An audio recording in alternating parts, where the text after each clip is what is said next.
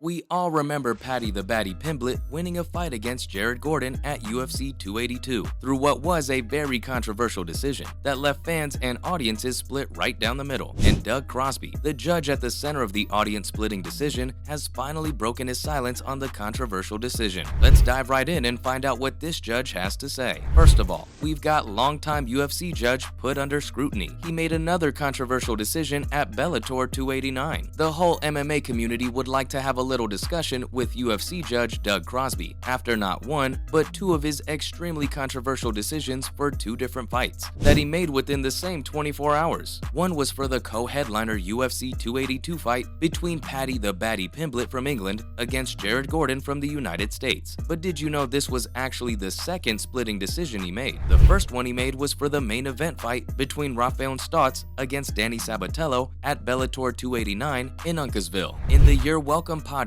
Doug Crosby spoke to Chael Sonnen about his decision for Stotts versus Sabatello. The veteran UFC judge talked about how, as a judge, he has to give a numerical value to something that he's just seen. Crosby added that judges usually get around 15 seconds after every fight to assign that number and turn it in. He also argues that 5 out of those 15 seconds is taken up in writing the scores. So essentially, UFC judges only have about 10 seconds on average to decide who won the round or who lost, and then finally give a score for the fight. Knowing all this information does make his controversial decision for Sabatello versus Stotts a little more understandable, though he did make another fan-dividing decision no less than a day later for Paddy versus Gordon at UFC 282. As a longtime judge, you'd think he'd be used to the 10 to 15 seconds he has to give a score. Yes, even veterans can make mistakes. Next up, we have the scores Crosby gave to Sabatello versus Stotts and the UFC scoring criteria. Brian Miner and Eric Colin were two judges sitting alongside Doug Crosby for the Sabatello versus Stotts Bellator 289 fight, and both of them had the same scores for the fight, 48 to 47 in favor of Stotts. The score given by Crosby was instrumental in Sabatello's split decision win over Stotts, with Crosby giving a score of 50 to 45 in favor of Sabatello. Now, that's a pretty controversial score if you ask us, especially when compared to the score Eric and Brian gave. This score given by Crosby also ended up making history, as it became the first ever 50 to 45 scorecard recorded in the MMA decisions database for a loser. On the podcast, Crosby talked about how over the past decade and a half, fighters have had big concerns regarding grappling in a fight and how it isn't given the same weightage as striking when it comes to scoring rounds or a fight. The veteran judge mentioned how the scoring system's been changed and adapted so that effective striking and effective grappling have equal amounts of weightage when it comes to scores given by UFC judges. Doug Crosby thinks that if we keep in mind the similar weightage for striking and grappling in a UFC fight, the scores that he gives to fights make more sense and become a little easier to understand even by the layman. Moving on, we have Doug Crosby's controversial scores for the Pimblett v. Gordon UFC 282 fight. Doug Crosby, after having been put under scrutiny for his history-making decision given for Sabatello versus Stotts, has to go through something similar at UFC 282 not a day later, after giving the young Scouse fighter from Liverpool the win, despite many thinking the fight should have gone to Jared Gordon. Paddy the Baddy did much better than Gordon in a number of significant blows. The Scouse UFC star had 63 significant strikes, while his opponent only had 53. The UFC judges, including Crosby, gave Paddy the win by 29 to 28 points, which is what ended up causing such a big uproar amongst fans, fighters, commentators, and analysts. There were 24 media outlets there who were also scoring the fights other than the UFC, and their final scores were very different. 23 of those media outlets chose to give the fight to Jared Gordon, and a little less than half of them gave the American UFC fighter a 30 to 27 victory in their eyes. UFC fighter Jared Gordon did better than Paddy in some areas of the fight, such as total blows and number of knockdowns. Gordon had a total of 100 strikes over the 3 rounds, while Pimblett had 97. Pretty close, yeah, but Gordon just about wins in that area. He completely dominated in the takedown department with 3 whole takedowns, while Paddy didn't have a single one to his name in the fight. The scores make a little more sense now that Crosby defined the new scoring system, where grappling has the same weightage as striking. Moving on, Dominic Cruz talks about a different measure to score matches: control time. Dominick Cruz is the current WEC bantamweight champion and a UFC commentator, while Paddy talked about damage taken and given, and Crosby talked about how striking and grappling have equal weightage. Cruz shed a little light on control time as a measure for who wins and who loses a UFC fight. The UFC commentator talked to Paddy about all the control time Jared Gordon had accumulated when he had the Scouse fighter pinned against the stage wall for a big part of the third round, and said he can see why people think Gordon should have been given more points. Paddy acknowledged Cruz's argument, admitting to the 6 minutes of control time Gordon had in the third round, but he also added that Gordon didn't really do much in the control time he had against the fence. Paddy said he still thought he did more damage in the third round too, saying he landed better knee strikes and short blows while in the position his opponent had him in. Paddy said he's going to watch recordings of the fight afterward, but he also mentioned how some people told him that they thought he had actually won all 3 rounds, and again talked about how Gordon didn't do anything with his control time. Paddy the Baddy said he even broke out in the end and got on Gordon's back, where he landed a few blows. We can see how Crosby, Paddy, and Cruz all have different views on how a UFC fight should be scored. All this has just been adding to the controversy surrounding the fight and the scores given for it, with no clear answer as to who should get how many points. But the general consensus seems to be in favor of Jared Gordon. Let's take a look at what others have to say about the fight and the scores for it. Moving on to Joe Rogan and others talk about Paddy Pimblett versus Jared Gordon. It's safe to say there's been a plethora of opinions given by various different people on the fight, considering just how controversial it was. Much like the 23 media outlets that gave Jared Gordon the win at UFC 282 over Paddy Pimblett for the total of 15 minutes they were in the ring together. UFC commentator Joe Rogan also seems to feel the same way, though as comical as his real-time reaction was, it did really seem to anger the Scouse UFC fighter. Paddy the Baddy, in an interview after his fight with Gordon, told reporters how everyone has their own opinion, but he also added that he deals in facts. It sounds like he's taking a page out of Ben Shapiro's book. He did make a pretty good argument, saying he did more damage to Gordon than the American did to him. End of story. UFC fighter Ben Askren tweeted his score for the fight, saying Jared Gordon should have won 29-28 or 30-27. This tweet had over 40 replies, and most of them were in agreement with Ben, while a few were saying they think Paddy's win is right. UFC president Dana White, though, like some others, thinks Paddy was rightfully given the win, even though he didn't give a score of his own for the fight. Nate Diaz tweeted, saying Paddy was fighting someone at 145, saying he had the weight advantage over Gordon. Renato Moicano talked about how all the hype is over at UFC after this fight. Speaking of Renato Moicano though, coming up we have UFC fighter Renato Moicano tries to tempt Paddy into a UFC 286 fight against him. Renato Moicano may not be at the top of the list of fighters when it comes to being consistent, but we do know one thing about him: the man is entertaining. One of the most entertaining in the lightweight division in the UFC actually. The Brazilian UFC fighter has an amazing style of fighting, coupled with a very charismatic personality, so you can see that fans love to see him fight so much, and now he's been trying to bait a fight out of Paddy the Baddy Pimblett, which we're sure would be an entertaining fight for sure, considering Paddy is no slouch in the charisma department either. The Brazilian UFC star has won 3 out of his last 4 fights, successfully making Brad Riddle submit in his last match, while the Scouse star from Liverpool won all 4 of his last 4 fights, though we all know how controversial his last win against Jared Gordon was, so we guess that makes him about even, and it should make for a pretty interesting bout between the two. People have been speculating whether Paddy will come back for UFC 286 or not, but we know Renato Moicano would love to see him back in the ring with him this time. Renato may be in his early 30s, but he would still have a lot to gain from fighting someone as famous as the Scouse UFC fighter, despite many thinking he should be fighting someone older or at least the same age as him. We can't wait to see what happens next, and with all that, that's a wrap for this video. Would you want to see Paddy and Renato fight? Let us know in the comments below. Make sure to give this video a thumbs up and subscribe to the channel for more videos like this. Thanks for watching, and we'll see you next time.